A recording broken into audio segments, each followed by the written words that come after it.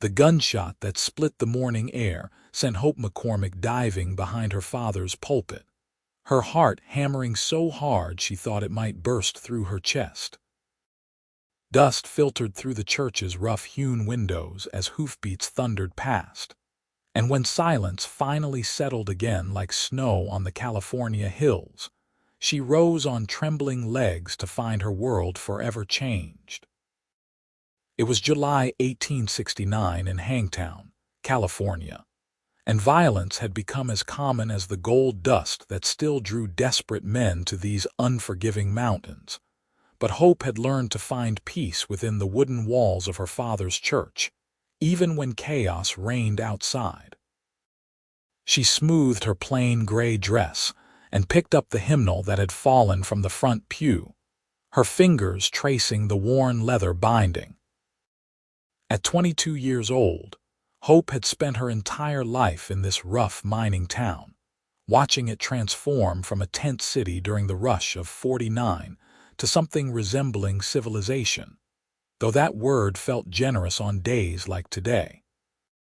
Her father, Reverend Daniel McCormick, had arrived when Hope was barely walking, determined to bring salvation to the gold seekers and gamblers who flooded these hills. Now, 2 decades later, he still preached every Sunday to a congregation that grew smaller each year as the easy gold dried up and people moved on to chase new dreams.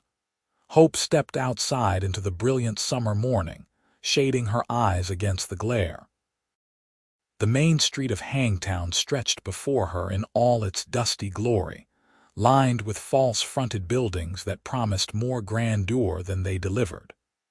The Golden Eagle Saloon stood directly across from the church, a positioning her father considered either divine irony or the devil's own joke. Further down sat the general store, the assayer's office, the hotel, and a dozen other establishments that catered to the remaining miners and the farmers who had started claiming the surrounding valleys. "You all right, Miss Hope?" called out Mrs. Patterson, the banker's wife, hurrying across the street with her skirts lifted above the mud and manure that perpetually decorated Hangtown's thoroughfare. "Just startled by the commotion," Hope replied, forcing a smile. "Do you know what happened?" "Some drifter caused trouble at the saloon last night. Marshall went to settle it this morning, and the fool tried to shoot his way out of town." Mrs. Patterson shook her head, her mouth pursed in disapproval. "They say he didn't make it past the livery before justice caught up with him." Hope felt her stomach turn. Death was common enough here, had been since the town's earliest days when hangings gave this place its grim name, but she never grew accustomed to the casual way people discussed it. "That's terrible. That's the consequence of lawlessness," Mrs. Patterson said firmly. "Your father will have something to preach about come Sunday. Now, I came to ask if you might help with the church social next week. We need someone with a steady hand for the decorations." They discussed the details while the town slowly returned to its daily rhythms. Men emerged from shops and alleys where they had taken cover, dusting off their clothes and resuming conversations as if nothing had interrupted them. This resilience, this ability to simply continue in the face of violence, defined frontier life. Hope both admired and felt disturbed by it. She spent the rest of the morning cleaning the church, sweeping dust from between the floorboards and polishing the simple wooden cross her father had carved when they first arrived. The work soothed her, gave her hands purpose and her mind peace. Through the windows, she could hear the sounds of Hangtown conducting its business, hammers ringing, horses nickering, men calling to each other in voices roughened by whiskey and hard labor. Her father returned just before noon, his lined face weary but peaceful as it always appeared after he had ministered to someone in need. At 55, Daniel McCormick carried himself with the quiet dignity of a man who had found his calling and never wavered from it, even when that calling led him to one of the roughest corners of California. "The man who died this morning had a brother," he said without preamble, settling onto the front pew with a heavy sigh. "He arrived in town last night, woke up to find himself alone in the world. I sat with him while they prepared the body." Hope set down her broom and joined her father, her hand finding his. "How is he managing?" "As well as any man can when sudden grief strikes. He is angry, hurt, confused about what path to take now." Her father's gray eyes met hers. "I invited him to supper tonight. He needs fellowship, and we have plenty to share." This was typical of her father, opening their modest home to strangers who needed comfort. Over the years, their small house behind the church had hosted countless travelers, widows, orphans, and lost souls seeking direction. Hope had learned to set extra places at the table without question, to make beds for unexpected guests, to offer kindness to men and women whose stories she might never fully know. "I will make something special," she said, already planning the meal in her mind. They had vegetables from their small garden, and she could trade some of her preserves at the general store for a chicken. It would not be fancy, but it would be made with care, and sometimes that mattered more than abundance. She spent the afternoon cooking, letting the familiar rituals calm her spirit. The small kitchen grew warm from the stove as she prepared chicken with dumplings, corn bread, and a dried apple pie. Through the window above the wash basin, she could see the church steeple rising against the perfect blue sky, a constant reminder of faith standing firm amid uncertainty. As the sun began its descent behind the western mountains, painting the sky in shades of orange and pink that would have stolen the breath of anyone seeing it for the first time, Hope heard voices approaching.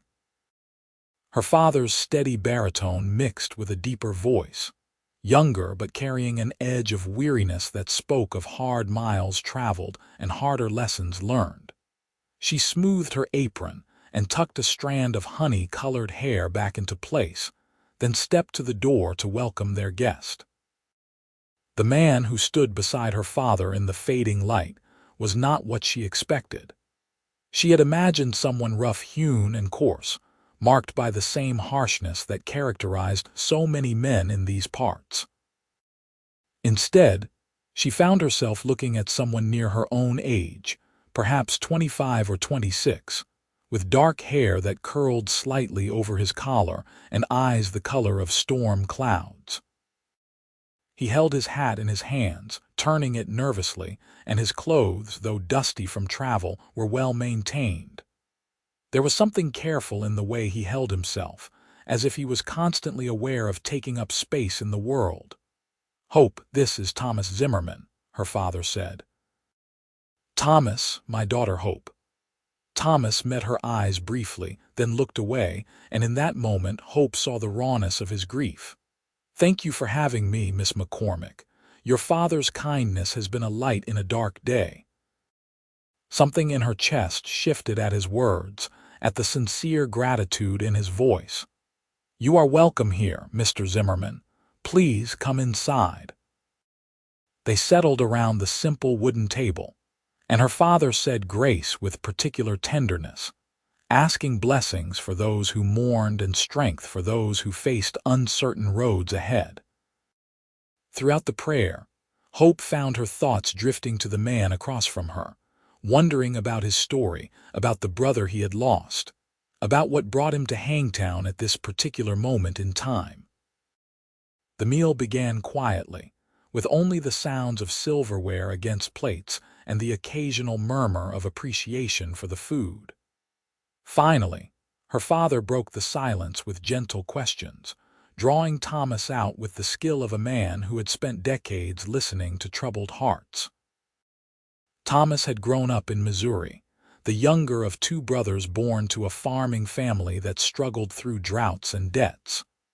When their parents died within a year of each other, both boys had headed west, seeking the fresh start that California promised. His brother James had arrived in Hangtown 6 months earlier, working claims and odd jobs, saving money to send for Thomas. The letter that finally came had been full of hope and plans. He said this was a good place to start over, Thomas said, his voice tight with emotion. Said the gold was mostly played out, but there was opportunity for men willing to work hard. I traveled for 3 weeks to get here, thinking about all the things we would do, the life we would build. He stopped, his jaw working as he fought for composure. I arrived last night and went straight to the boarding house where he had been staying. The landlady told me he was at the saloon. I should have gone immediately, should have pulled him out of there before whatever happened. You cannot blame yourself for choices your brother made, Daniel said gently. We each walk our own path, and sometimes those paths lead to sorrow despite the best intentions of those who love us. He was not a bad man, Thomas insisted, his hands clenching into fists on the table. James just had a temper, especially when he was drinking. Someone must have provoked him, pushed him into a corner. Hope watched emotions play across Thomas's face: anger, grief, guilt, all warring for dominance. She wanted to offer comfort, but did not know what words could possibly ease such fresh pain. Instead, she reached across the table and touched his hand, just briefly, a gesture of solidarity that said she saw his suffering and honored it. Thomas looked at her then, really looked at her, and something passed between them in that moment. It was not attraction exactly, though Hope felt her breath catch at the intensity of his gaze. It was more a recognition, a sense that here was another person who understood what it meant to feel deeply in a world that often demanded toughness over tenderness. "Thank you," he said quietly, his eyes never leaving hers. "For this meal, for your hospitality. I have been alone for so long, even before James died. It means more than you know to sit at a table with good people." They talked long into the evening, the conversation gradually shifting from grief to other topics. Thomas spoke of his journey west, the landscapes he had crossed, the people he had encountered. He had a gift for description, painting pictures with words that made Hope feel she had traveled alongside him through endless prairies and over snow-capped mountains. In turn, she told him about life in Hangtown, about watching the town grow and change, about the characters who made up their small community. Her father eventually excused himself, claiming tiredness but clearly giving them space to continue talking. Hope knew she should probably also retire, that sitting alone with a man she had just met pushed the boundaries of propriety, but she found herself reluctant to break the connection that had formed between them. Thomas seemed equally content to linger, accepting another cup of coffee and settling back in his chair as if he had no desire to return to his lonely room at the boarding house. "What will you do now?" Hope asked, when the conversation finally turned back to his immediate situation. "Will you stay in Hangtown or move on?" Thomas was quiet for a long moment, staring into his cup as if it might hold answers to questions he had not yet formed. "I do not know. Part of me wants to leave, to escape this place that took my brother from me. But another part feels like I would be abandoning him if I go. He believed this town held promise, and maybe I owe it to his memory to discover if he was right." "Running from pain rarely heals it," Hope said softly. "It just means you carry it to new places. At least here, there are people who knew James who can help you remember the good parts of who he was." "Did you know him?" Thomas asked. "Not well," Hope admitted. "But he came to church a few times. I remember he had a good singing voice, strong and true. My father spoke with him after services, said James was wrestling with some demons but had a good heart underneath." Thomas smiled at that, though sadness still clouded his features. "He did love to sing. Our mother taught us hymns when we were boys, and James always sang the loudest. Sometimes I think music was the only thing that could reach the peaceful part of his soul." They fell into silence again, but it was comfortable now, the quiet of two people who had moved past the need to fill every moment with words. Outside, Hangtown settled into night, the sounds of the saloons and gambling halls carrying on the warm breeze. Somewhere a dog barked, and horses moved restlessly in the livery stable down the street. "I should let you rest," Thomas finally said, rising from his chair with obvious reluctance. "You have been more than generous with your time." Hope walked him to the door, stepping out onto the small porch. The night was beautiful, stars scattered across the sky in impossible abundance, the kind of display that made people feel small and significant all at once. The air had cooled to a pleasant temperature, carrying the scent of pine from the surrounding mountains. "Mr. Zimmerman," she said as he started down the steps. He turned back, and in the lamplight spilling from the doorway, his face looked younger, more vulnerable. "I hope you will find some peace here. Despite its rough edges, Hangtown has good people and they take care of their own. If you stay, if you give this place a chance, I think you might find the fresh start you and your brother were seeking." "Thank you, Miss McCormick. Your kindness has given me the first bit of hope I have felt since I got the news about James." He settled his hat on his head and nodded respectfully. "Might I call on you again? I find myself wanting to know more about this town, and you seem like an excellent guide." Hope's heart did something complicated in her chest, a flutter that was both exciting and terrifying. She had received attention from men before, miners and cowboys passing through who saw the preacher's daughter as a challenge or a conquest. But there was nothing predatory in Thomas's request, just a simple desire for companionship, for connection in a place where he knew no one. "I would like that," she said. "Perhaps you could come to church on Sunday. Afterward, I could show you around properly, introduce you to some of the townspeople." "I will be there," Thomas promised. He lingered a moment longer as if wanting to say more, then tipped his hat and walked off into the darkness, his boots echoing on the packed dirt of the street.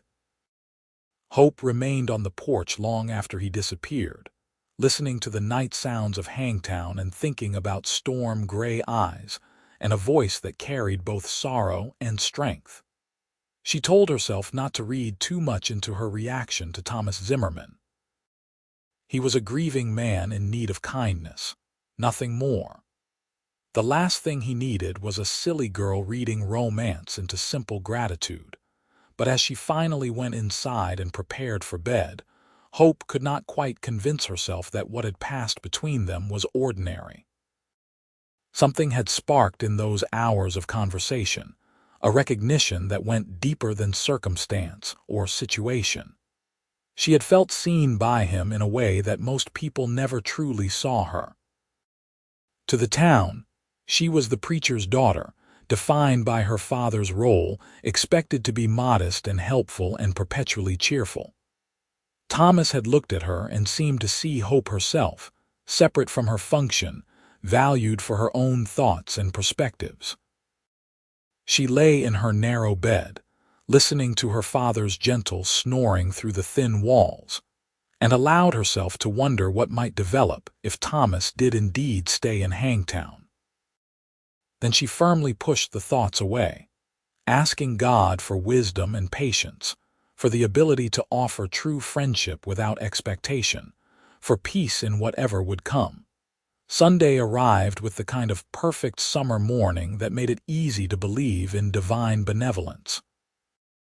The sky stretched endlessly blue, and a light breeze kept the heat manageable as people made their way to the church.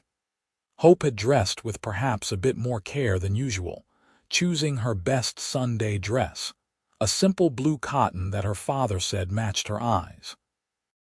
She told herself it had nothing to do with Thomas Zimmerman, but the flutter in her stomach when she spotted him entering the church suggested otherwise. He had cleaned up considerably, his dark hair neatly combed, his shirt pressed, his boots polished.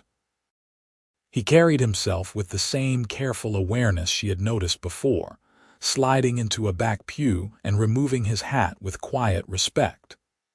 Their eyes met across the church, and he offered a small smile that she returned before quickly focusing on arranging the hymn books.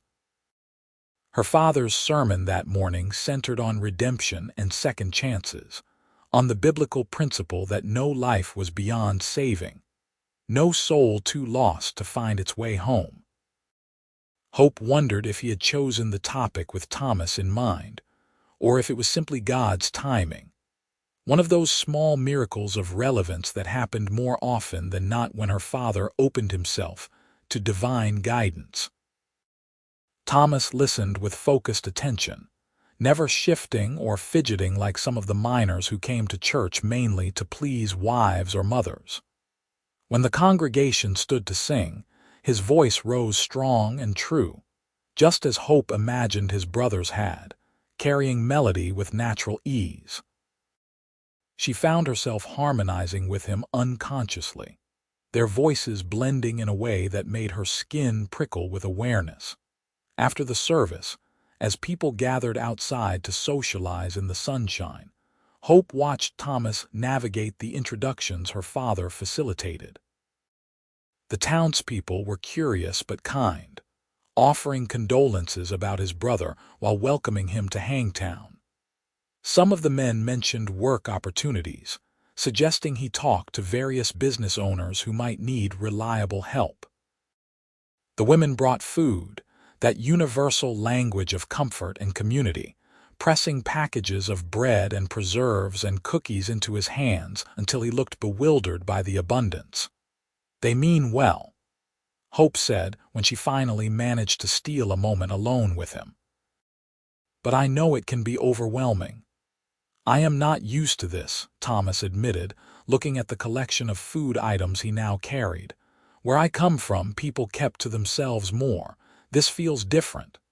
"Frontier communities have to take care of each other," Hope explained. "When you are this far from civilization, your neighbors become family whether you choose them or not. It can feel intrusive sometimes, but it also means you are never truly alone." "Is that a comfort or a curse?" Thomas asked with a hint of amusement. "Both," Hope said honestly. "Some days I long for privacy, for the ability to make a mistake without the entire town knowing about it before sunset. But other days, when something goes wrong or life feels too heavy, there is real peace in knowing people care." Thomas considered this, his gray eyes thoughtful. "I think I could learn to appreciate it. Loneliness has been my companion for so long that I forgot what community felt like." They walked together away from the church, Hope keeping a respectable distance but acutely aware of his presence beside her. She pointed out various landmarks and establishments, sharing the history and stories that made Hangtown more than just a collection of buildings. She showed him where the first hanging tree had stood, now replaced by a boarding house. She pointed out the original well that had saved the town during a drought. She introduced him to Old Pete, the prospector who claimed to have been in California since before gold was discovered, and who loved nothing more than sharing tales with anyone who would listen. "You love this place," Thomas observed as they paused on a slight rise overlooking the main street. "For all its roughness, you really love it." Hope was surprised by how clearly he had read her. "I do," she said. "I know it is not much compared to real cities, and I know it has a violent history and still sees more than its share of trouble. But it is home. These people, as flawed as they are my people. I have watched children grow up here, seen families build lives, witnessed grace in unexpected places." "How could I not love it? You have a generous heart, Hope McCormick," Thomas said quietly. The use of her first name felt intimate, a small breach of formality that sent warmth through her. "The world needs more people like you." She did not know what to say to that, so she simply smiled and continued walking, leading him down toward the creek that ran along the edge of town. The water ran lower than in spring, but still bubbled cheerfully over rocks worn smooth by time and current. Cottonwood trees provided shade, and the air felt noticeably cooler here, a respite from the summer heat.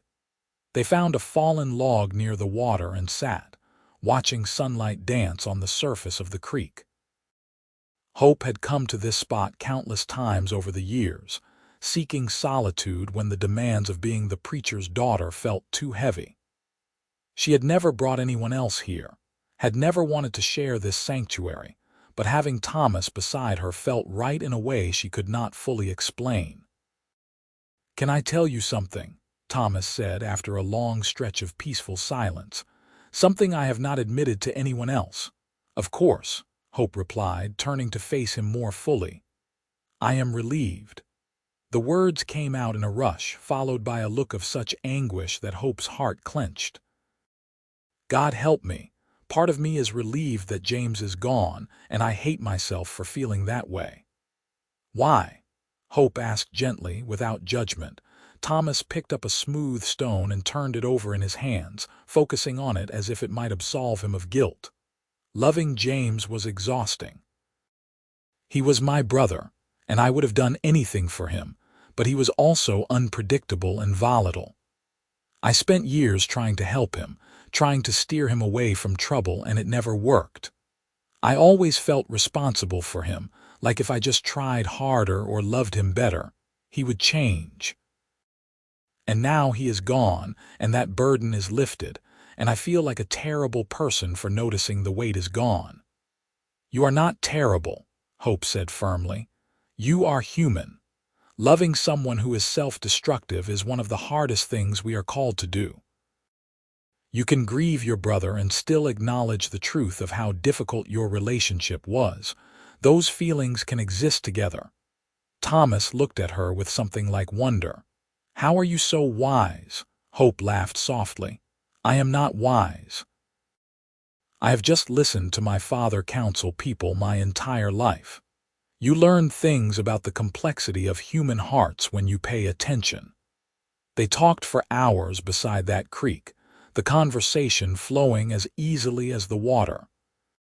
Thomas shared more about his past, about dreams he had set aside to care for his brother, about places he wanted to see and things he wanted to do now that he was no longer tethered by obligation. Hope spoke about her own dreams, the secret ones she rarely voiced.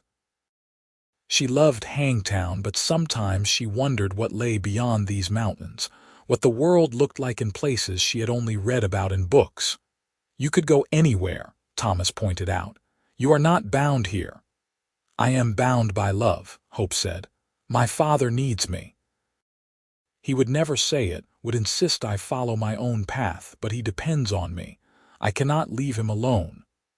"That is another form of the same burden I carried," Thomas said gently. "Love that becomes obligation.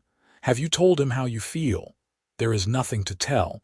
I am content with my life." Even as she said it, Hope heard the defensiveness in her voice, the way she tried to convince herself as much as Thomas. "Are you," he pressed, "truly content, or have you just become so good at setting aside your own wants that you have forgotten what they feel like?" The question struck deep, touching something Hope had not examined too closely. She stood abruptly, suddenly uncomfortable with how clearly this man she barely knew could see into her heart. "We should head back. People will talk if we are gone too long." Thomas rose as well, and she could see he knew he had pushed too hard. "I apologize. I had no right to question your choices." "You asked a fair question," Hope said, softening her tone. "I am just not sure I am ready to answer it honestly." They walked back to town in a silence that was not quite as comfortable as before, but not hostile either. Hope felt unsettled, as if Thomas had shifted something inside her, dislodged a stone she had built her life around. She told herself she was being ridiculous, that one conversation with a stranger did not warrant this level of introspection. But she could not shake the feeling that Thomas Zimmerman's arrival in her life marked some kind of turning point, though, toward what she could not say. The days that followed fell into a pattern that quickly began to feel natural. Thomas found work at the livery stable, caring for horses and doing the heavy labor that came with maintaining such a business.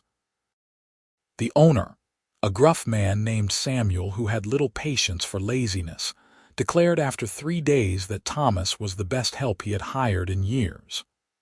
Word spread, as it always did in small towns, that the dead troublemaker's brother was turning out to be a solid, reliable man.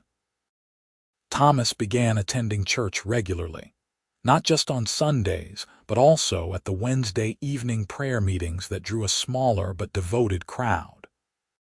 He integrated himself into the community with steady determination, helping neighbors with repairs, volunteering for work crews that maintained the town's infrastructure, generally making himself useful in ways that earned respect. And he called on Hope, always properly and respectfully, but with increasing frequency. Sometimes her father was present, the 3 of them sharing meals or conversations on the porch as evening cooled the air. Other times, with her father's blessing, Thomas and Hope would walk through town or sit by the creek, talking about everything and nothing, building a friendship that grew deeper with each passing day. Hope found herself thinking about Thomas at odd moments, wondering what he was doing, looking forward to their next conversation with an anticipation that felt dangerous in its intensity.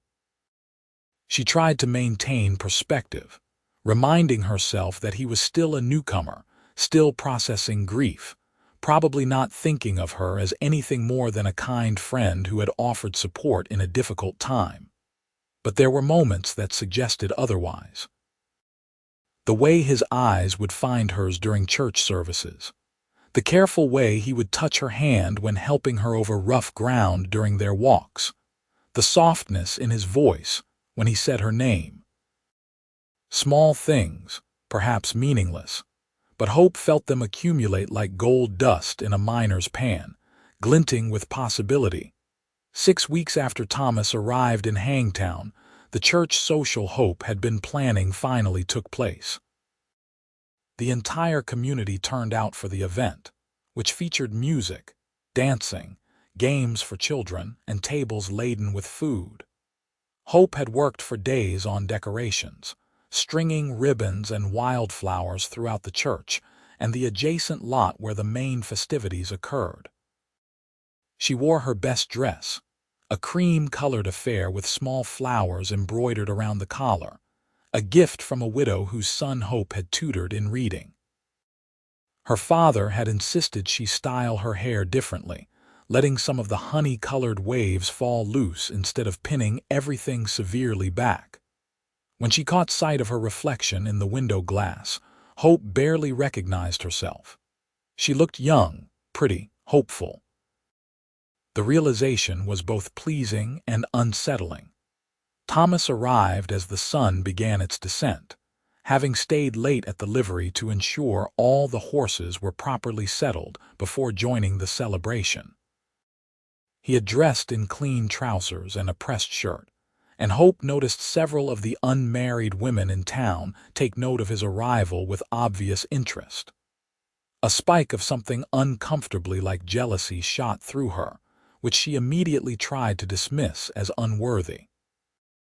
He made his way directly to her through the crowd, his face lighting up when their eyes met. "You look beautiful," he said simply, without artifice or excessive flattery, just a statement of observed truth. "Thank you," Hope managed, feeling heat rise to her cheeks. "I am glad you could come. I would not have missed it." The evening passed in a blur of activity. Hope had responsibilities as one of the organizers, ensuring food was replenished, games ran smoothly, and small conflicts were resolved before they could escalate. But through it all, she remained acutely aware of Thomas's presence. He helped where needed, lifting heavy items, entertaining children with stories, fitting seamlessly into the community fabric in a way that would have seemed impossible just weeks earlier for a stranger. When the musicians struck up a waltz as darkness fell and lanterns were lit throughout the space, Thomas appeared at Hope's side. "Would you do me the honor of dancing with me?" Hope hesitated, aware that such a public declaration of interest would fuel gossip for weeks. Then she looked into his eyes and found she did not care. "Yes," she said, placing her hand in his. He led her into the cleared area where other couples had already begun moving to the music. Thomas proved to be a competent dancer, guiding her with gentle confidence through the steps. Hope was conscious of his hand at her waist, of how perfectly her hand fit in his, of the small distance between them that felt charged with unspoken things. "I need to tell you something," Thomas said as they turned in time with the music. Hope's heart began to beat faster. "What is it?" "I have decided to stay in Hangtown permanently. Samuel has offered me a partnership in the livery if I can raise the capital, and I believe I can do it if I work hard and save carefully. This place has become home to me in a way nowhere else ever has." "I am so glad," Hope said, meaning it with her whole heart. "But that is not all." Thomas drew her slightly closer, his gray eyes intense in the lantern light. "I need you to know that a large part of my decision to stay is you, Hope. These weeks of knowing you have been the best of my life. You make me want to be better, do better, build something lasting. I know it has not been long, and I know I am probably rushing things, but I care for you deeply. I would very much like to court you properly, with your father's permission and the town's knowledge." Hope felt tears prick her eyes, emotion welling up so strongly she could barely contain it. "I would like that too," she whispered. "I care for you as well, Thomas. More than I probably should given how recently we met, but I cannot seem to help it." They continued dancing as the waltz played on, but now everything felt different, charged with new meaning. Around them, Hope could see people noticing, whispering, smiling. Her father stood at the edge of the gathering, watching with an expression of paternal approval that gave Hope a surge of gratitude. He had seen what was developing between her and Thomas, had given it space to grow naturally, instead of interfering or imposing restrictions born of excessive caution. When the music ended, Thomas did not immediately release her hand. They stood together in the middle of the dance area, other couples moving around them, and Hope felt as if they existed in their own private world. "I want to do this right," Thomas said. "I want to honor you and your father and this community that has accepted me. Will you allow me that chance?" "Yes," Hope said again, the word feeling powerful, a commitment and a promise all at once. The next morning, Thomas formally called on Reverend McCormick to request permission to court Hope. She waited in the kitchen, supposedly preparing bread but really just anxiously kneading dough while straining to hear the conversation happening in the other room. Her father's voice remained calm and measured, asking questions that Hope could not quite make out, while Thomas responded with earnest conviction. After what felt like hours but was probably only 20 minutes, her father called her into the room. Both men stood when she entered, and her father gestured for her to sit beside him on the small sofa that served as their finest furniture. "Thomas has asked to court you," her father said without preamble. "He has been honest about his intentions and his circumstances. I have told him that the decision is ultimately yours, as I will not force you into any situation, but I want you to hear my thoughts before you give your answer." Hope nodded, her mouth suddenly dry. "Thomas is a good man," her father continued. "He has shown character in how he has handled his grief, and in how he has integrated himself into our community. He works hard, treats people with respect, and has demonstrated genuine faith. These are qualities I value highly." He paused, his gray eyes soft with affection as he looked at his daughter. "But I also see how young you both are, how recent his arrival is, how much you still need to learn about each other. I would encourage a long courtship, time to ensure what you feel is built on solid ground and not just the excitement of new attraction." "I agree completely," Thomas said before Hope could respond. "I have no desire to rush Miss McCormick into anything. I simply want the opportunity to know her better, to let whatever is between us develop naturally with time and patience." Hope looked between the two men, feeling a swell of affection for both. Her father, for his wisdom and his willingness to let her make her own choices within the framework of his guidance. Thomas, for his respect and his understanding that real love was not built in weeks but cultivated carefully over time. "Then I accept," she said. "I would be honored to be courted by you, Thomas Zimmerman."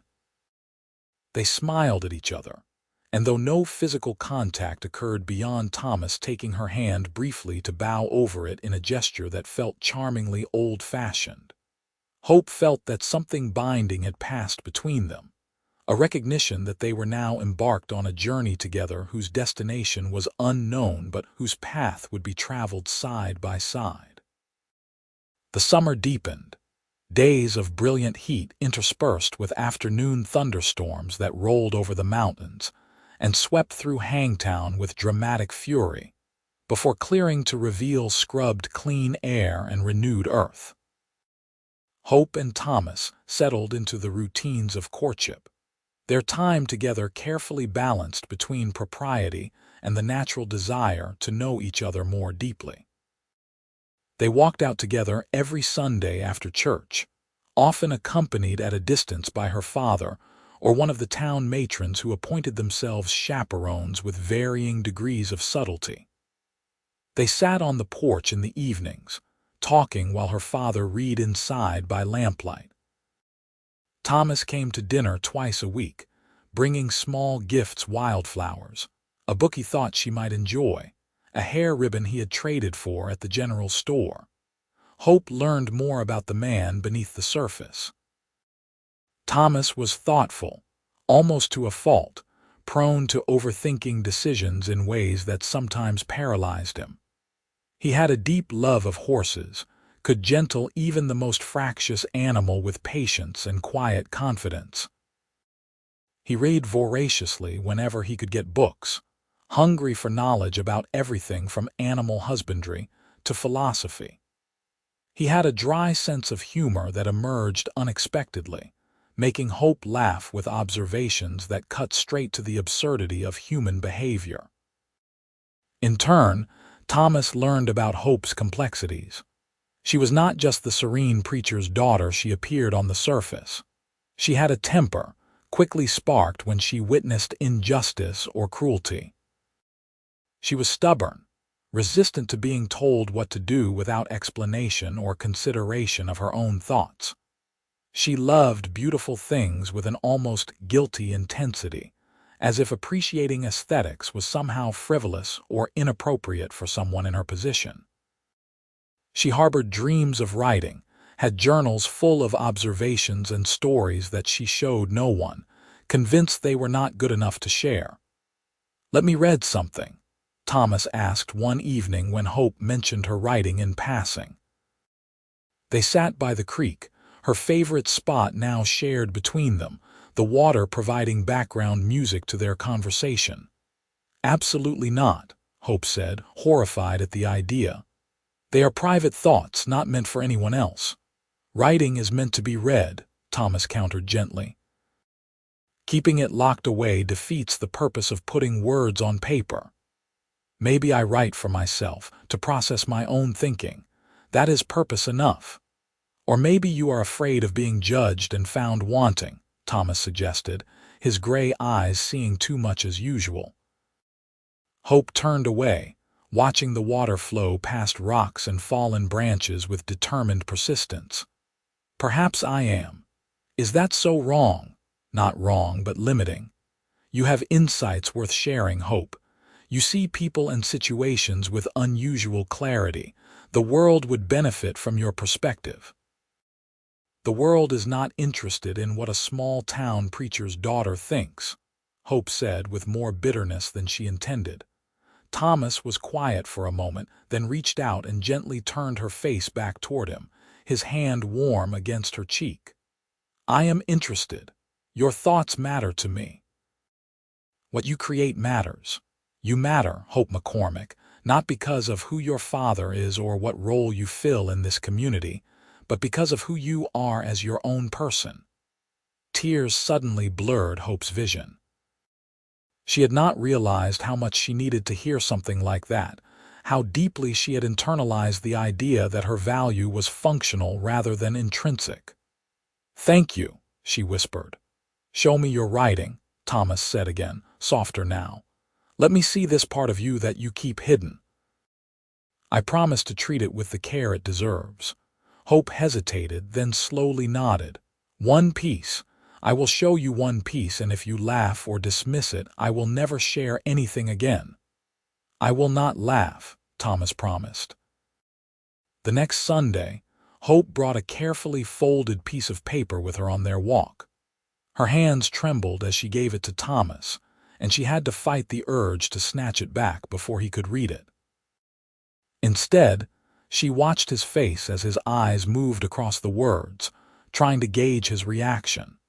She had chosen a short piece, barely a page, describing a moment from her childhood when she had found an injured bird and nursed it back to health over the course of several weeks.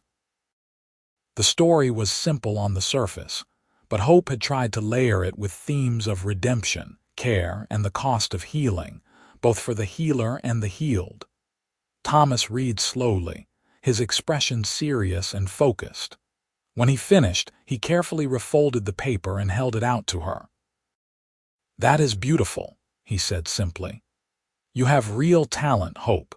The way you wove together the literal story with deeper meaning, how you trusted your reader to see the connections without spelling everything out, that is skilled writing." Hope felt a bloom of pride and pleasure so intense it almost frightened her. "Truly, you are not just saying that to be kind." "I would not lie about something so important," Thomas said firmly. "You should write more, share more. These insights should not remain locked in a journal where no one benefits from them."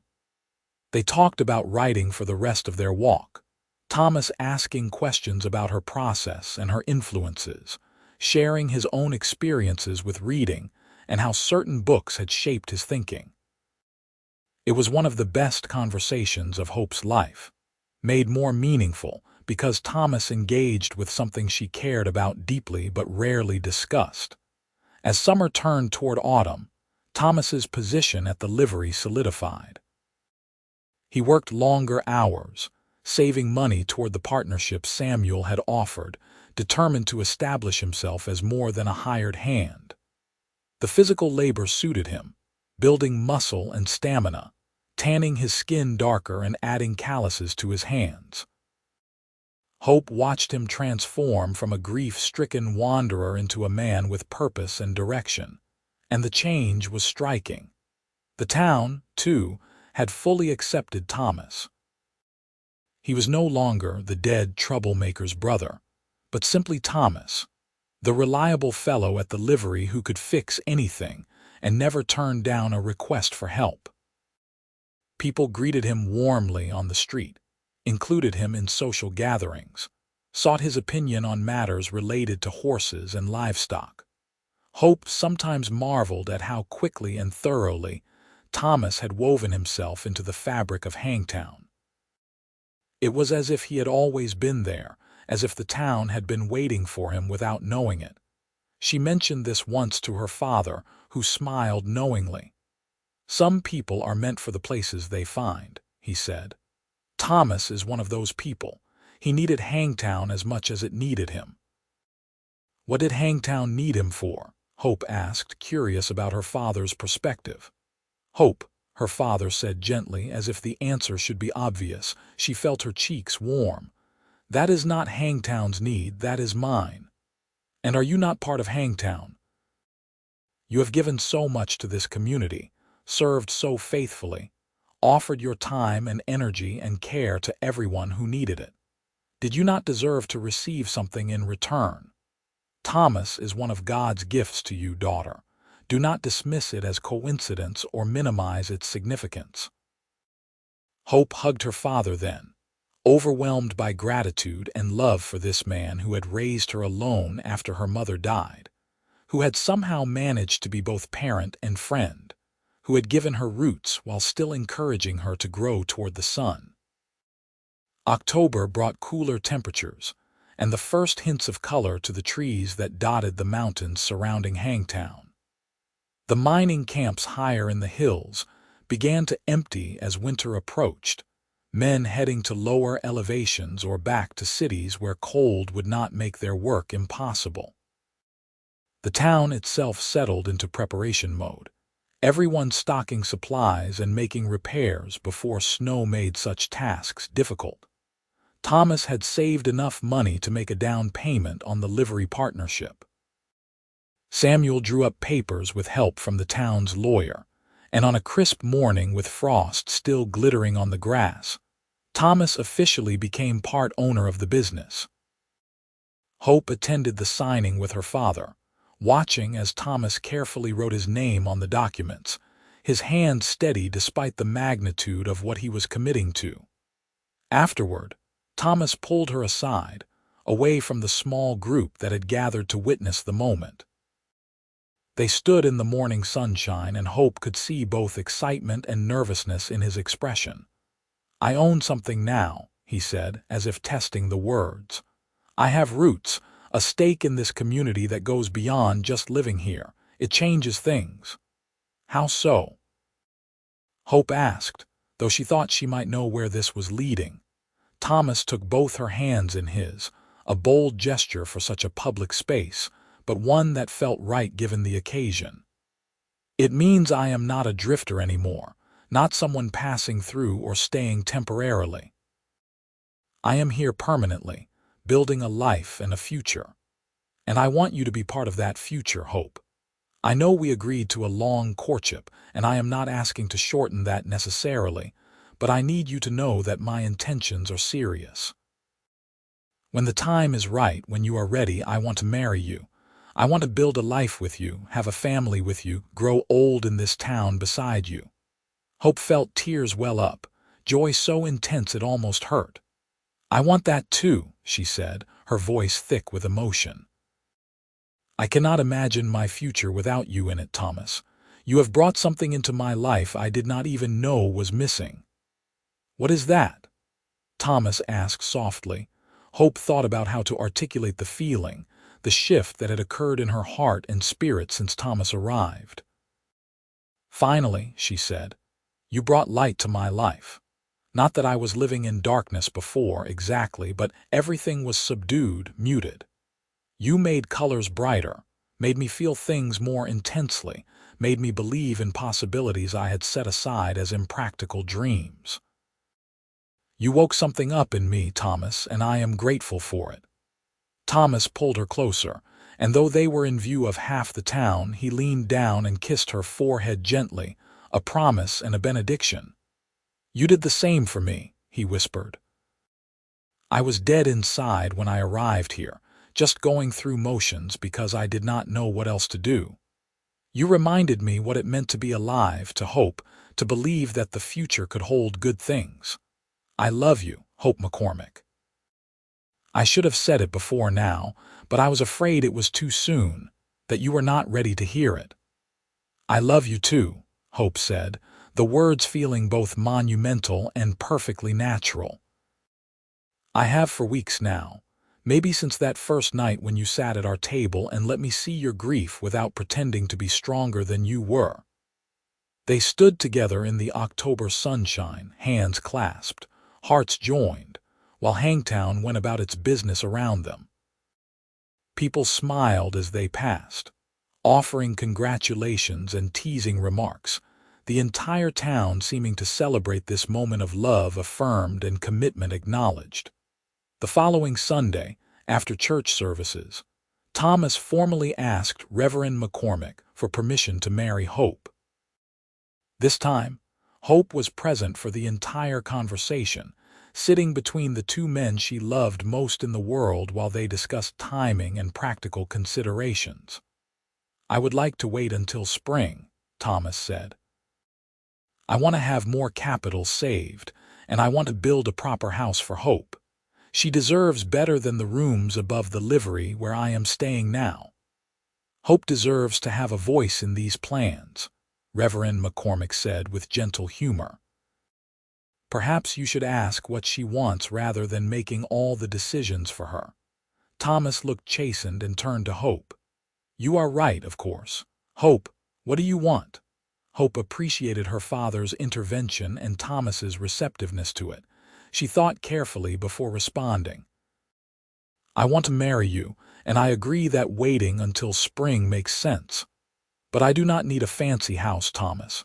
I grew up in this small place, and I have been happy. What matters is that we are together and that we build our life as partners, making decisions jointly rather than you trying to provide everything while I simply receive." "I like that approach," Thomas said. "Partners in all things. I can manage that." They set a date for late April, after the worst of the spring mud, but before the heat of summer. Hope immediately began planning with the help of the town women, who threw themselves into preparing for the wedding with enthusiastic abandon. Dresses needed to be sewn, flowers arranged, food prepared. The church would host the ceremony, and the social hall beside it would serve for the celebration afterward. The winter months passed in a flurry of activity. Thomas worked on building their house, a modest structure at the edge of town with 2 bedrooms, a kitchen, and a main room that would serve multiple purposes.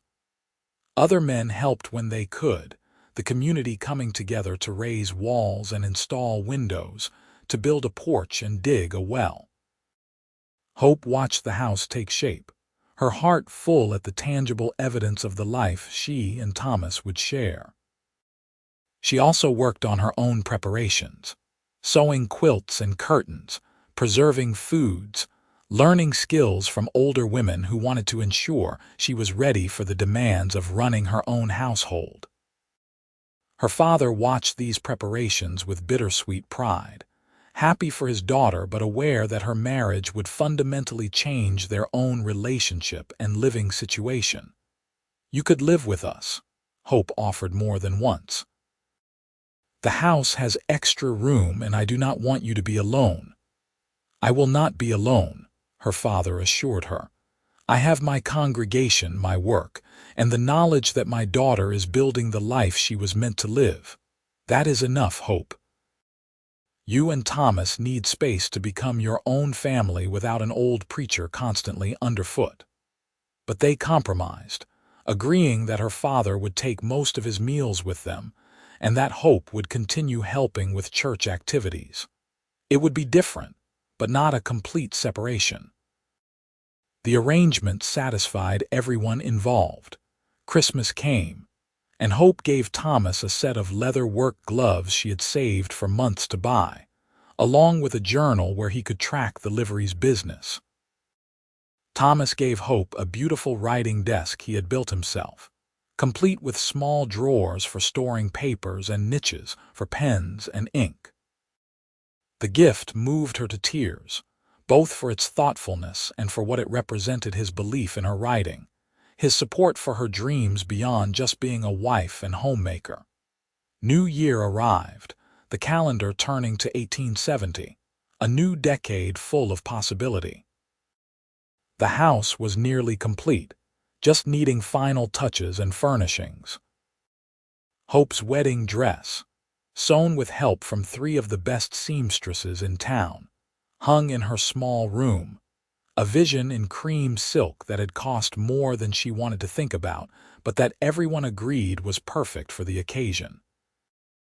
Winter storms swept through in January and February, dumping snow that made travel difficult and forced people to huddle close to fires for warmth. Hope did not mind. The season felt like a necessary pause, a time to prepare internally for the changes that would come with spring. She spent hours reading, writing, and dreaming about her future with Thomas.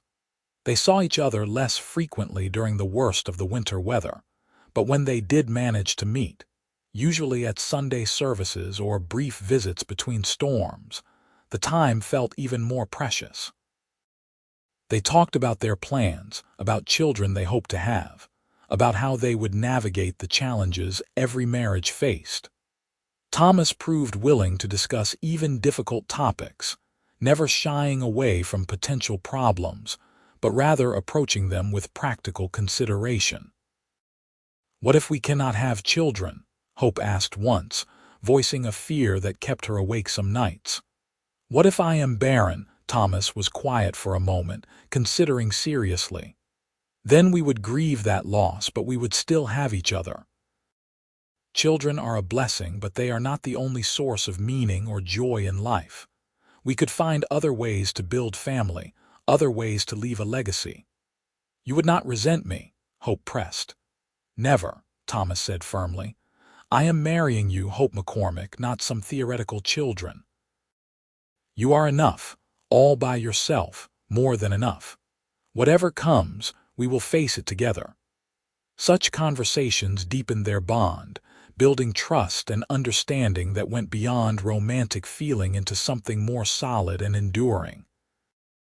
March arrived with the kind of weather that could not decide if it was winter or spring, swinging between warm, sunny days and sudden snowstorms. But gradually, warmth won out. Snow melted into rushing streams, and the first green shoots appeared on trees and in gardens. Hope felt herself come alive along with the landscape, energy returning after the long dormant months. The house was finished. Thomas had worked extra hours through the winter to complete it, and now it stood ready, waiting only for Hope to make it a home.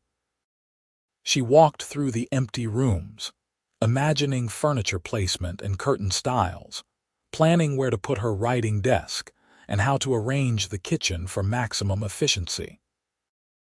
It was smaller than some houses, but larger than where she had grown up, and it felt perfect, sized for two people starting out with room to grow if their family expanded. April arrived in a rush of wildflowers and bird song, the mountains exploding with color as winter gave way to spring. The wedding date approached rapidly, and Hope found herself swinging between excitement and nervousness. She would be someone's wife soon, no longer just the preacher's daughter, but a married woman with her own household and responsibilities. The prospect thrilled and terrified her in equal measure. The night before the wedding, Hope's father asked her to walk with him one final time as an unmarried woman. They strolled through Hangtown as sunset painted the sky, neither speaking much, just being together in the quiet communion of people who know each other deeply. Finally, her father broke the silence. "Your mother would be so proud of the woman you have become. I wish she could be here tomorrow to see you marry." Hope felt tears rise. Her mother was a distant memory, more feeling than concrete recollection. "Tell me about her.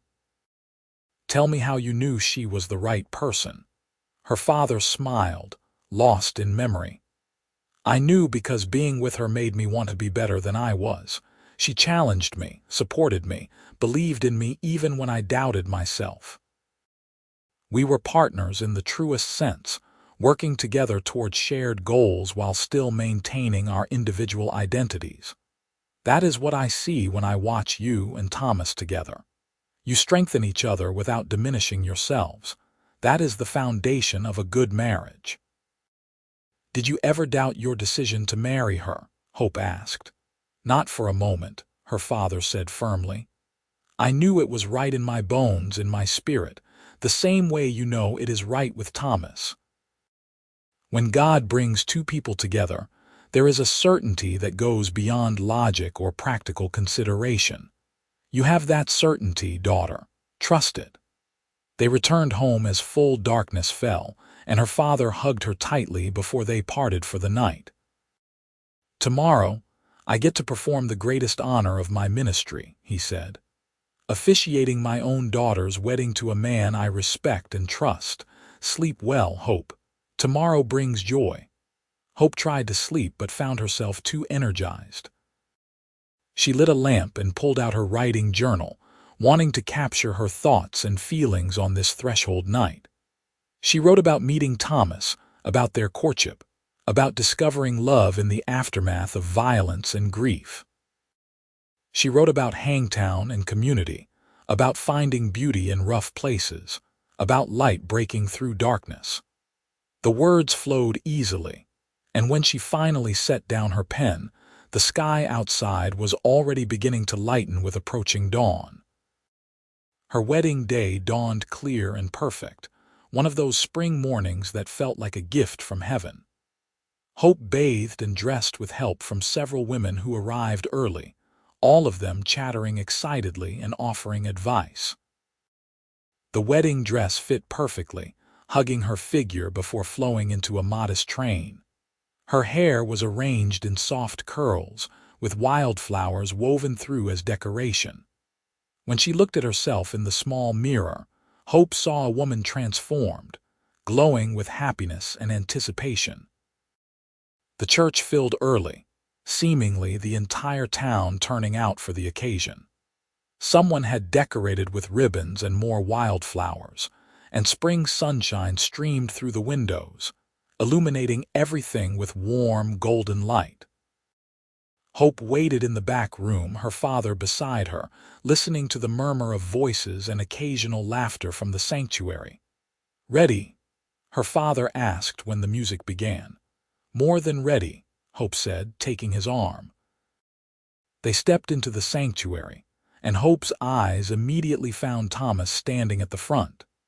He wore new clothes, dark trousers and a jacket over a crisp white shirt, and his face when he saw her held such love and wonder that Hope felt her breath catch. She floated down the aisle on her father's arm, aware of people standing and smiling, but focused entirely on the man waiting for her. Her father placed her hand in Thomas's, and the touch sent electricity through her, a jolt of recognition and rightness. They turned together to face Reverend McCormick, who smiled at them both before beginning the ceremony. The words of the traditional service washed over Hope like a benediction. She and Thomas made their vows, promising to love and honor each other through whatever life might bring. When Thomas slipped a simple gold band onto her finger, Hope felt the symbolic weight of it, the physical representation of promises made and commitments sealed. "You may kiss your bride," her father said, his voice thick with emotion.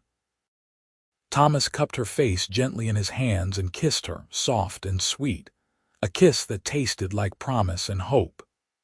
The congregation erupted in applause and cheers, and when they pulled apart, Hope was crying and laughing simultaneously, overwhelmed by the perfection of the moment. They walked back down the aisle together as husband and wife, and Hope felt the significance of that transformation. She was Hope Zimmerman now, no longer just the preacher's daughter, but a woman who had chosen her own path, made her own commitments, stepped into a future she would create alongside her partner. The celebration that followed was joyous and raucous, with music and dancing and more food than could possibly be consumed. Toasts were made, stories told, advice offered, both sincere and teasing. Hope and Thomas moved through it together, greeting guests, accepting congratulations, sharing private smiles when moments allowed. As the sun began to set, and the celebration slowly wound down, Thomas leaned close to whisper in her ear, "Ready to go home, Mrs. Zimmerman." The name sent a thrill through her. "Yes," she said, "let us go home." They slipped away while the party continued, walking hand in hand through the twilight streets of Hangtown. Their house waited, windows glowing with lamplight Thomas had arranged to have lit before the ceremony. It looked welcoming and warm, and Hope felt a surge of love for this man who thought of such details. Thomas lifted her over the threshold, tradition followed, and set her down gently in the main room.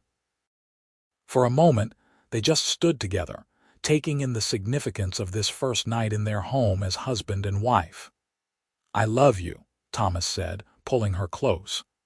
Thank you for choosing me, for seeing something worth loving beneath the grief and confusion of who I was when we met."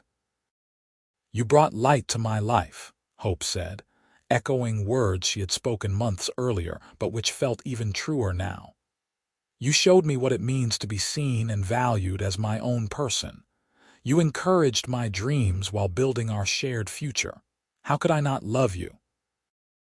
They kissed again, deeper now, without the audience or the restraints of propriety they had maintained during their courtship. This was new territory, intimate and profound, and they navigated it together with patience and care, building the physical aspect of their relationship with the same intentionality they had brought to everything else. Later, lying together in the darkness of their bedroom, Hope felt a contentment so complete it almost frightened her. She had not known life could feel this full, this rich with meaning and possibility. Beside her, Thomas's breathing had evened into sleep, but Hope remained awake a while longer, savoring this perfect moment, committing it to memory so she could return to it in future years. The days and weeks that followed their wedding were a time of adjustment and discovery. Hope learned the rhythms of running her own household, managing the daily tasks of cooking, cleaning, gardening, and all the other work that went into creating a home. Thomas continued his work at the livery, now with the added satisfaction of ownership, of building equity in something that would be part of their future security. They learned each other in new ways, discovering habits and quirks that only emerged in the intimacy of shared space. Thomas was meticulous about cleanliness in ways that surprised Hope, while she proved more relaxed about household order than he expected. They learned to communicate needs and preferences, to negotiate differences, to find compromise on everything from meal timing to how they spent their leisure hours. Hope continued helping her father with church activities, finding that marriage actually freed her in some ways to be more involved, since she no longer had full responsibility for their household. She also joined other community efforts, working with women to improve conditions for families struggling in the mining camps, organizing educational opportunities for children whose parents kept them home to work rather than sending them to the small school Hangtown had recently established. Thomas thrived in his partnership at the livery, developing a reputation that drew customers from surrounding areas. His skill with horses became legendary, men traveling significant distances to have him work with difficult animals or to purchase horses he had trained. The business grew, requiring Thomas and Samuel to hire additional help, and their profits increased accordingly. Summer arrived, bringing heat and the constant activity of a mining town in full operation. Hope and Thomas settled into comfortable routines, finding balance between work, community involvement, and time together. They developed small traditions walks by the creek on Sunday evenings, reading aloud to each other before bed, working together in the garden they planted behind their house. In August, Hope realized she was pregnant. The knowledge filled her with joy and apprehension in equal measure. She told Thomas one evening as they sat on their porch watching the sunset, the words tumbling out in an excited rush. Thomas's face went through a rapid series of expressions: surprise, joy, fear, wonder. Finally, he pulled her into his arms and held her tightly. "A baby," he breathed. "We are going to have a baby." "Are you happy?" Hope asked, needing to hear him say it. "Ecstatic," Thomas said. "Terrified, but ecstatic. I am going to be a father, Hope. I want to do it right, be the kind of father I wish I had, give our child everything they need to thrive." They talked late into the night about their hopes and fears for parenthood, about names they liked, about how they would arrange the spare bedroom as a nursery. Hope felt Thomas's hand rest on her stomach repeatedly, as if he could already sense the life growing there, and his tenderness made her fall even more deeply in love with him. The pregnancy progressed normally through the fall and into winter. Hope experienced morning sickness that made her miserable for several weeks, but it eventually passed, leaving her feeling energized and healthy. Her body changed, expanding to accommodate the growing child, and Thomas treated her with such reverent care that Hope sometimes wanted to laugh and remind him she was not made of glass. Her father was overjoyed at the prospect of becoming a grandfather, already planning ways he would spoil the child. The town women rallied around Hope, offering advice and assistance, sharing their own stories of pregnancy and childbirth with the kind of honesty that was both helpful and occasionally alarming. Hope continued writing throughout her pregnancy, finding that her changing body and emotions gave her new perspectives to explore. She wrote about creation and growth, about the terror and beauty of bringing new life into an uncertain world, about the ways love expanded to make room for more hearts to hold. Thomas continued to be her first reader, offering thoughtful feedback and unfailing encouragement. Winter set in, and Hope found herself increasingly confined to the house as her pregnancy advanced.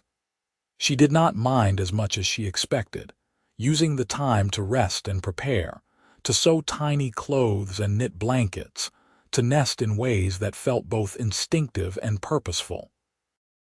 March arrived, and with it the final weeks of Hope's pregnancy. She grew uncomfortable, her body strained by the weight she carried, sleep becoming difficult. Thomas was attentive and patient, helping her however he could, never complaining about interrupted sleep or the demands her condition placed on their life. On a chilly night in late March, Hope's labor began. Thomas fetched the midwife, Mrs. Henderson, who had delivered half the babies in Hangtown over the past 20 years. Her father came as well, pacing in the main room while Mrs. Henderson took charge in the bedroom with calm efficiency. The labor was long and difficult, lasting through the night and into the next day. Hope endured waves of pain that seemed endless, clinging to Thomas's hand when he was allowed in the room, drawing on reserves of strength she did not know she possessed. Mrs. Henderson offered encouragement and practical guidance, her presence steady and reassuring. Finally, as afternoon sun slanted through the bedroom window, Hope gave birth to a son. The baby's cry filled the room, strong and indignant, and Hope sobbed with relief and joy as Mrs. Henderson placed the squalling infant on her chest. "You have a beautiful boy, Mrs. Henderson said, smiling broadly, "healthy and strong with a good set of lungs." Thomas stood beside the bed, tears streaming down his face as he looked at his wife and newborn son. "He is perfect," he whispered. "Hope, he is absolutely perfect." They named him Jacob Daniel, honoring Hope's father while choosing a strong name of their own. Jacob proved to be an easy baby, settling into predictable patterns quickly, sleeping well and feeding without difficulty. Hope and Thomas adjusted to parenthood with the same intentionality they brought to everything else, supporting each other through exhaustion and uncertainty, celebrating small victories and learning to forgive small failures. The town embraced Jacob with enthusiasm, people stopping by constantly to see the baby and offer gifts. Hope's father was a devoted grandfather, holding Jacob during services when the baby fussed, telling him stories, singing him the same songs he had once sung to Hope. Watching her father with her son, Hope felt the beautiful continuity of family, the way love passed from generation to generation, transforming but never diminishing. The years began to pass, marked by Jacob's growth and development. He was a bright child, curious and energetic, exploring everything he could reach and asking endless questions once he learned to talk. Thomas was a devoted father, patient with Jacob's curiosity, taking time to explain how things worked, to teach him about horses and animals, to pass on skills and knowledge. Hope balanced motherhood with her other interests, writing when she could steal moments, maintaining her involvement in church and community activities. It was exhausting at times, the constant juggling of responsibilities, but she found deep satisfaction in the life she was building. When Jacob was 2, Hope became pregnant again. This pregnancy felt different, perhaps because she knew what to expect, or perhaps because she was too busy with a toddler to focus entirely on the changes in her body. She gave birth in November 1872 to a daughter they named Ruth, a tiny dark-haired infant who looked nothing like her blonde brother but who fit perfectly into their family nonetheless. Jacob was initially suspicious of this new person who commanded so much attention, but he gradually warmed to his sister, becoming protective and affectionate in the way of older siblings. Hope and Thomas adjusted to having 2 children, learning new lessons about time management, patience, and the particular chaos of a young family. The livery continued to prosper, and Thomas eventually bought out Samuel, becoming sole owner. The responsibility was significant, but Thomas proved capable of managing both the business and the demands of family life. He hired good men to help, built a solid reputation, and continued to develop his skills with horses in ways that drew customers from increasingly distant locations. Hope's writing matured along with her life experience. She began submitting pieces to newspapers and magazines, starting local but gradually expanding her reach. Her work focused on frontier life, on the challenges and beauties of building community in rough places, on the roles of women and families in settling the West. Some pieces were rejected, but others found homes in publications, and Hope began to develop a small reputation as a thoughtful observer of Western life. By 1875, Jacob was 6 and Ruth 3, and their family felt complete.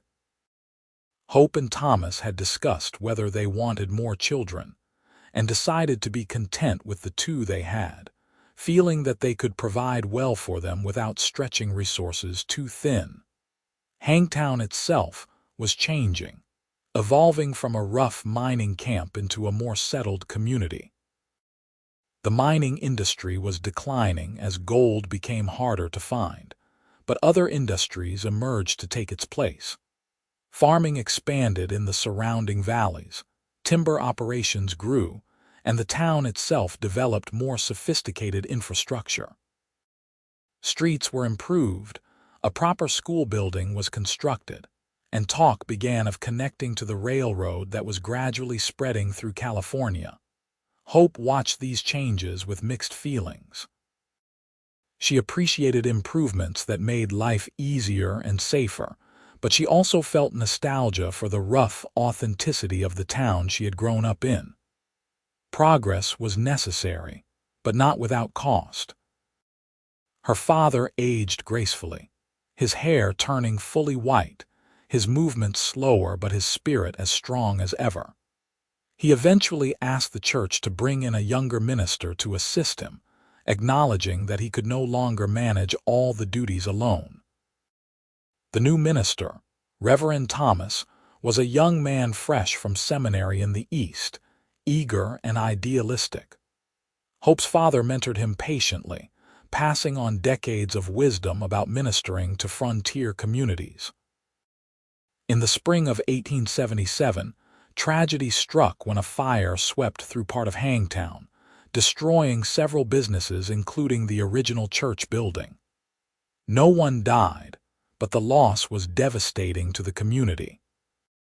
Hope's father was particularly affected, watching the building where he had preached for nearly 30 years burn to ashes. But the community rallied, as frontier communities always did.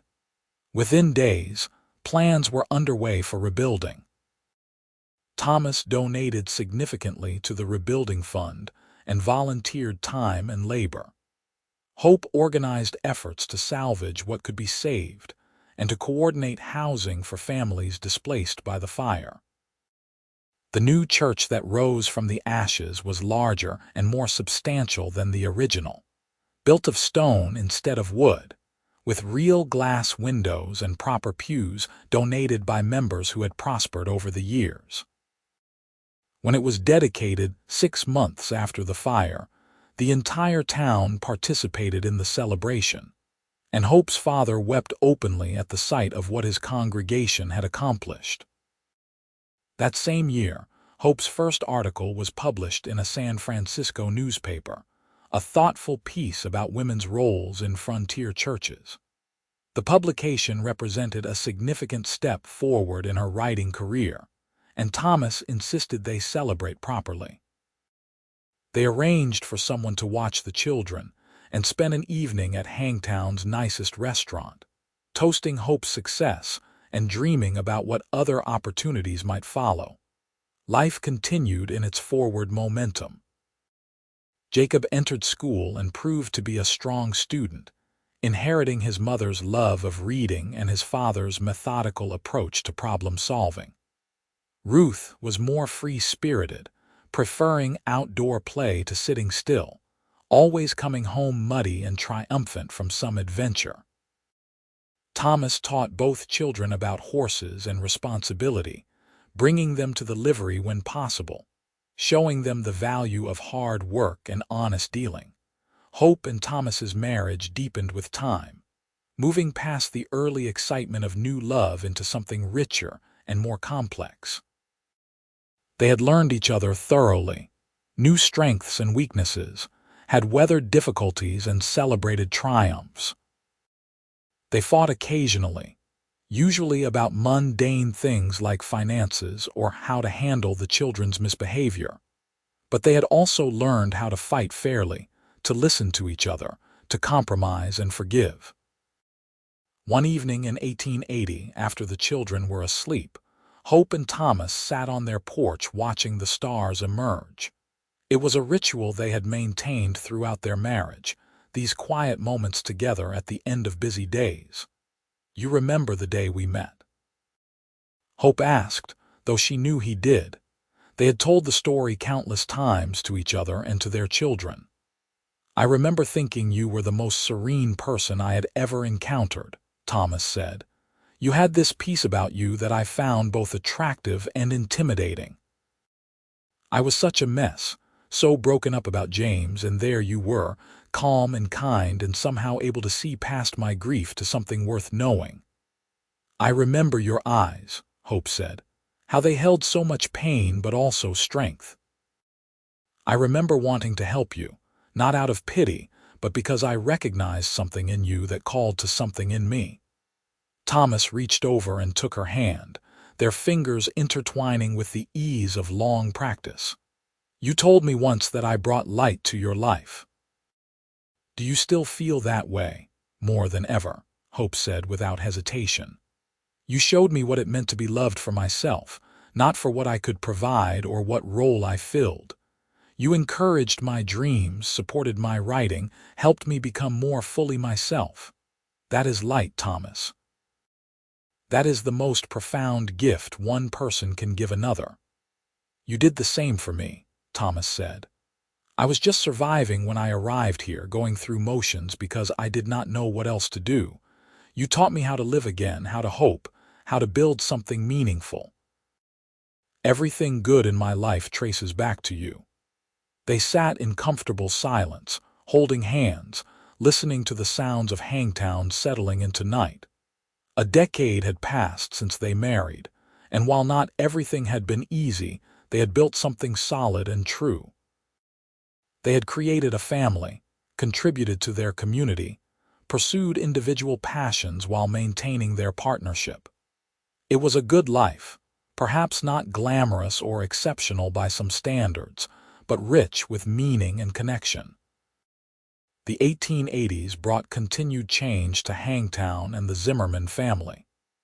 Jacob grew into adolescence, becoming more independent and developing his own interests. He showed aptitude for business and numbers, helping Thomas with the livery's books and demonstrating a head for strategy and planning.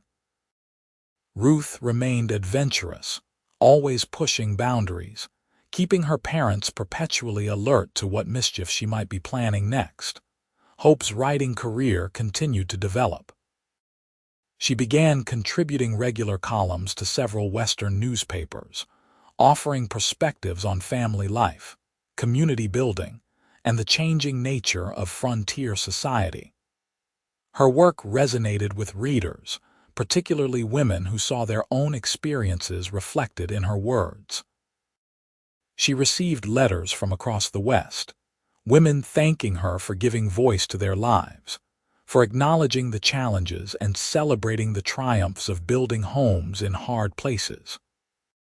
Thomas expanded the livery, adding a saddle shop and eventually a small general store that catered to ranchers and farmers in the surrounding areas.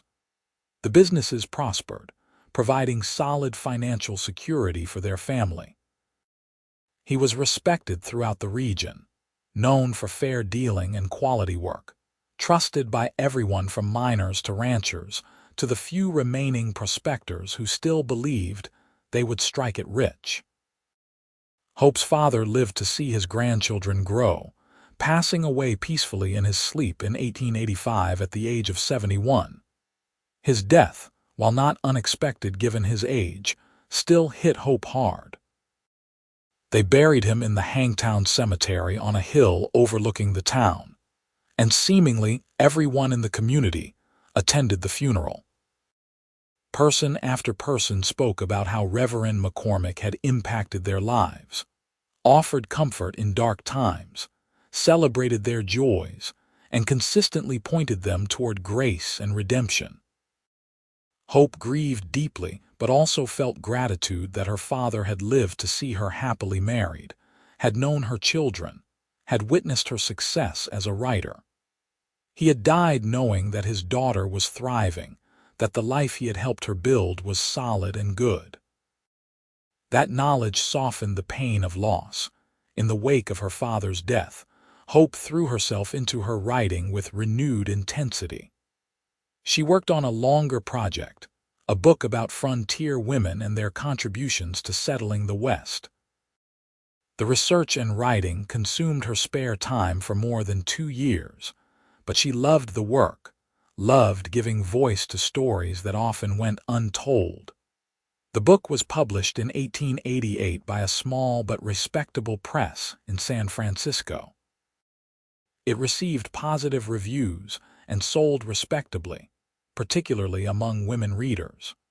Hope was invited to give several talks about the book, traveling to Sacramento and San Francisco to speak to women's groups and literary societies.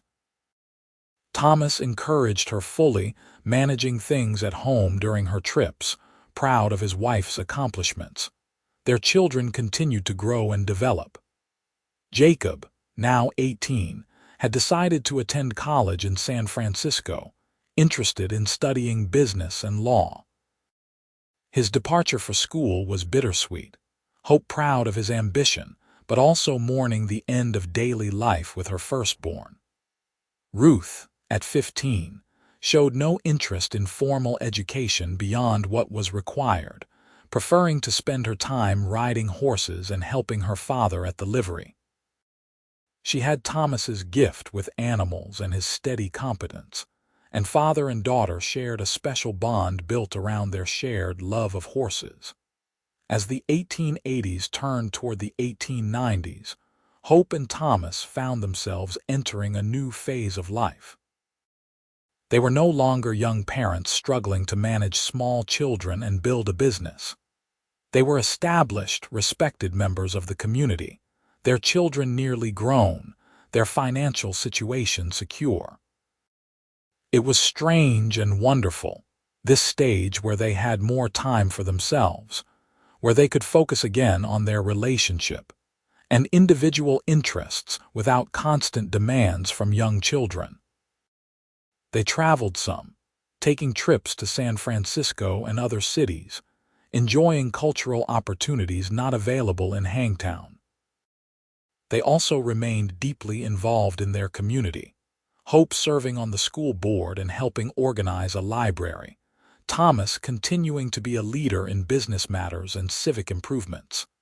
Their marriage remained strong, having weathered the tests of time and challenge. They still sat on their porch in the evenings, still talked for hours about everything and nothing, still found joy in each other's company. The passion of early love had matured into something deeper, a partnership built on mutual respect, shared history, and continuing choice to love and support each other. One evening in 1892, as they celebrated their 23rd wedding anniversary with a quiet dinner at home, Thomas raised his glass in a toast. "To my wife, who has given me a life beyond what I ever imagined possible, you remain the best decision I ever made." Hope Zimmerman. Hope felt tears prick her eyes, moved by the sincerity in his voice. "And you remain the light of my life, Thomas. Everything good in my world exists because you came to Hangtown that terrible day and chose to stay, chose to build a life here, chose me."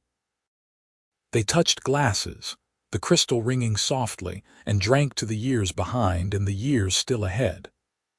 Outside, Hangtown carried on, now a proper town rather than a rough mining camp, but still the home that had sheltered their love and watched their family grow. Jacob graduated from college and returned to Hangtown, bringing with him a wife he had met at school, a smart young woman from Sacramento named Elizabeth. They settled into a house not far from Thomas and Hope, and Jacob began practicing law, becoming the town's first resident attorney. His marriage was clearly happy, built on the same kind of partnership and mutual respect he had watched his parents model. And Hope felt proud that her son had learned those lessons well. Ruth remained unmarried, showing no interest in conventional domestic life. At 21, she ran the livery alongside her father, proving herself more than capable of managing the business. Some townspeople whispered about her unconventional choices, but most had learned to accept Ruth for who she was, a competent businesswoman who happened to prefer horses to high society.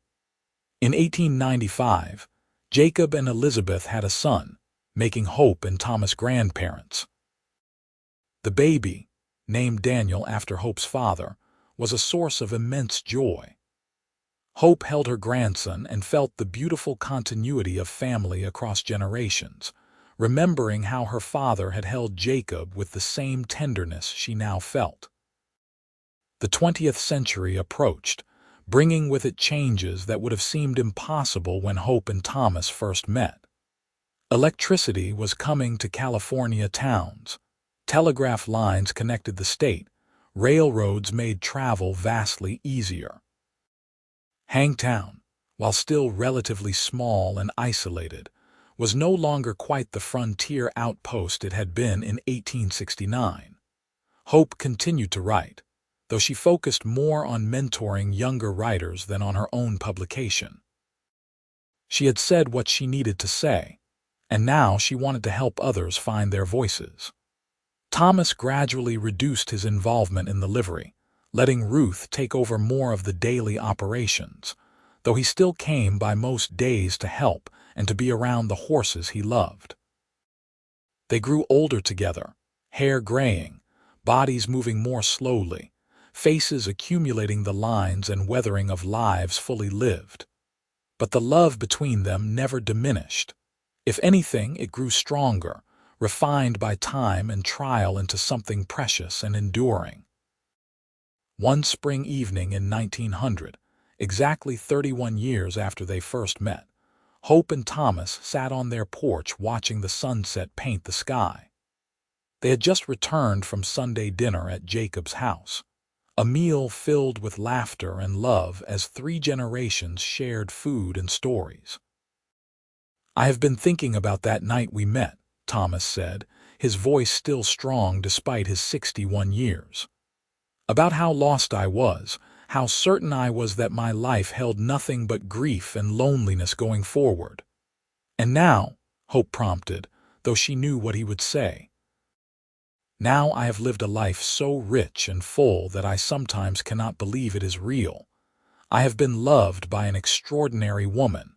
I have raised good children and seen them build their own good lives. I have contributed to a community I care about deeply. I have built something lasting.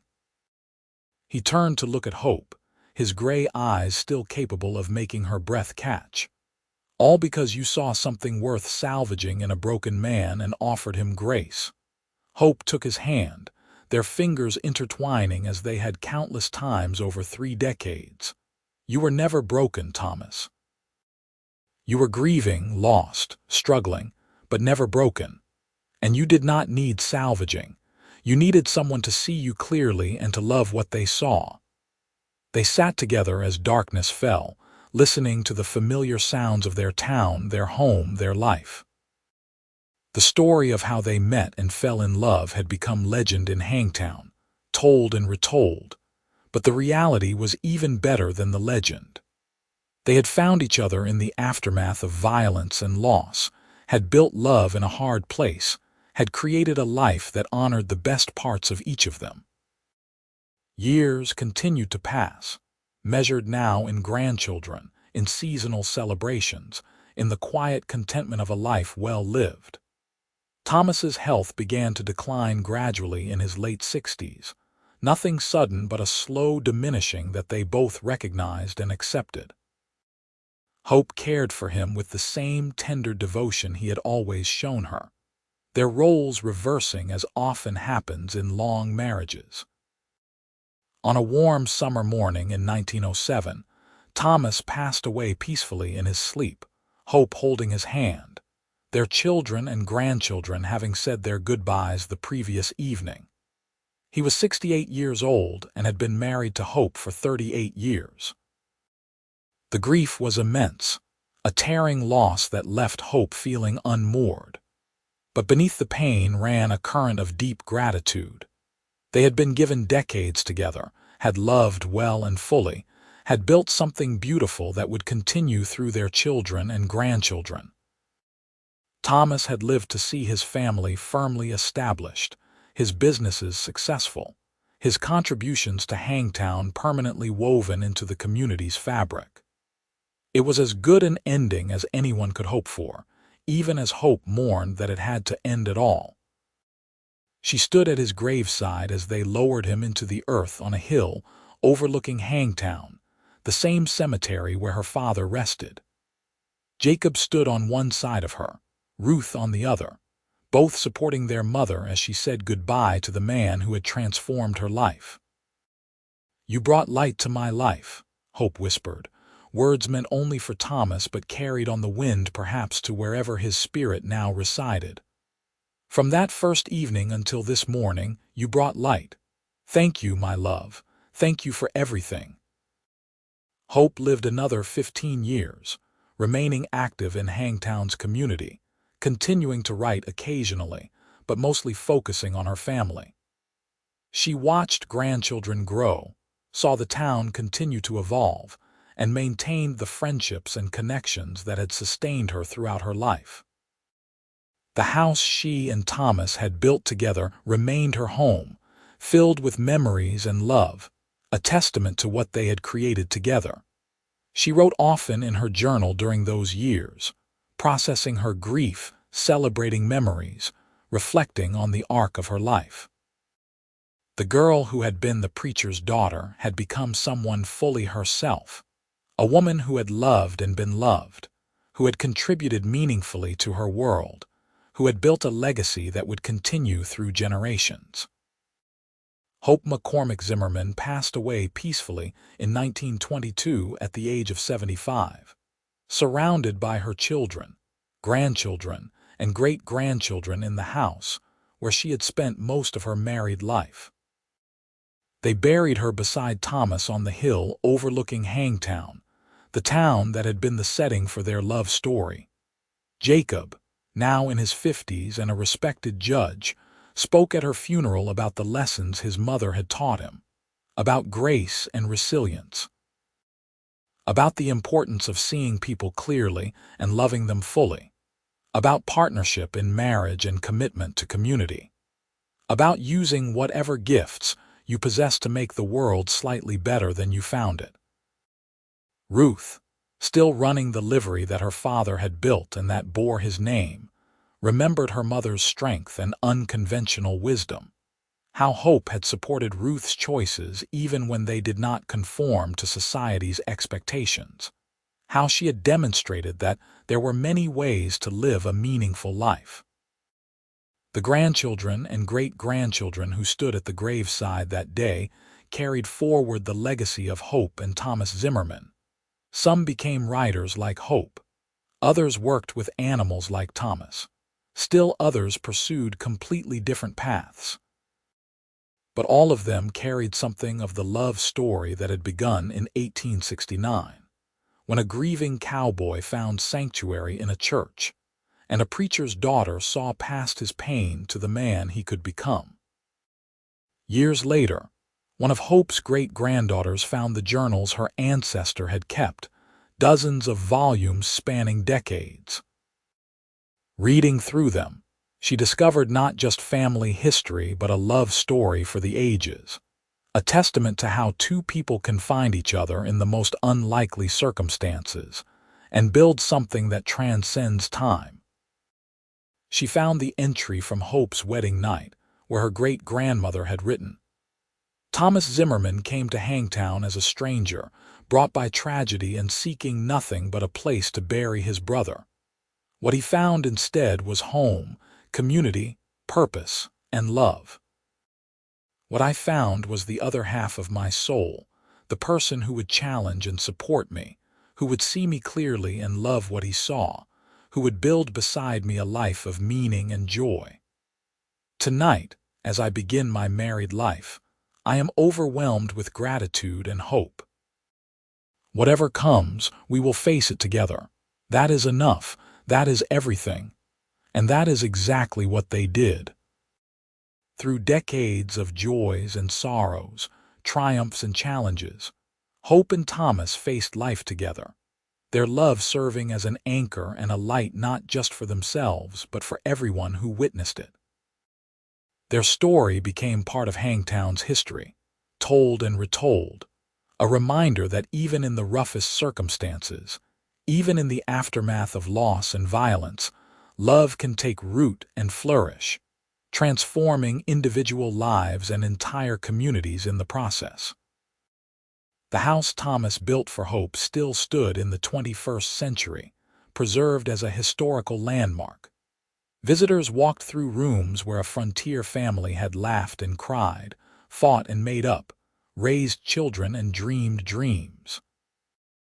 They saw Hope's writing desk, still positioned by the window where she could watch the world while crafting words to describe it.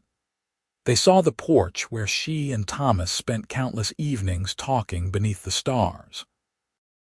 They saw the bedroom where children were born and where, eventually, both Hope and Thomas drew their final breaths. But more than physical space, what remained was the story. The story of how a preacher's daughter and a wandering cowboy found each other in the violent, chaotic world of the 1860s California gold country and built something that lasted far beyond their own lives. The story of how light can enter darkness, how grief can transform into joy, how two people committed to truly seeing and loving each other can create ripples that spread through generations. It was a simple story in many ways, played out countless times across the American frontier in those years when the West was still being settled and communities were still being built. But it was also extraordinary, as every real love story is extraordinary to the people living it. Hope McCormick saw Thomas Zimmerman on the worst day of his life and chose to offer kindness. Thomas accepted that kindness and discovered he wanted to become worthy of it. Together, they built a life that honored the best in both of them, that contributed to their community, that left their corner of the world better than they found it. And through it all, from that first evening when Thomas sat at the McCormick table, through decades of marriage, into the sunset years when they looked back on all they had accomplished together. One truth remained constant. They brought light to each other's lives. That light sustained them through everything they faced, and it continued to shine long after they were gone, illuminating the path for those who came after, offering hope that love can indeed conquer darkness, that two people can indeed build something lasting, that the choice to see and value another person fully is perhaps the most important choice any of us will ever make. The sun set over Hangtown on countless evenings after Hope and Thomas were gone, painting the sky in the same brilliant colors they had watched together for so many years. The town continued to evolve, eventually being officially renamed Placerville, though old-timers still sometimes used the original name. The church where they married was eventually replaced by a larger building, though a plaque commemorated the original structure and the minister who had served it so faithfully for decades. But some things remained constant. People still fell in love in that place where gold once drew desperate men. Families still gathered on porches to talk as evening cooled the air. The creek still ran through town, and cottonwood trees still provided shade for those seeking respite from summer heat.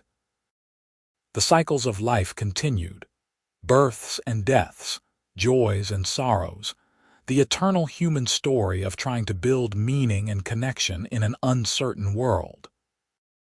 And somewhere in the fabric of that place, woven into its history and its identity, the love story of Hope and Thomas remained, a golden thread reminding everyone who encountered it that light can indeed break through darkness, that love can indeed transform lives, that two people choosing to honor and cherish each other can create something that echoes through eternity. Their story was complete, beginning and ending in Hangtown, California, spanning the decades when the Wild West transformed into something more settled, but never losing the essential character that defined frontier life.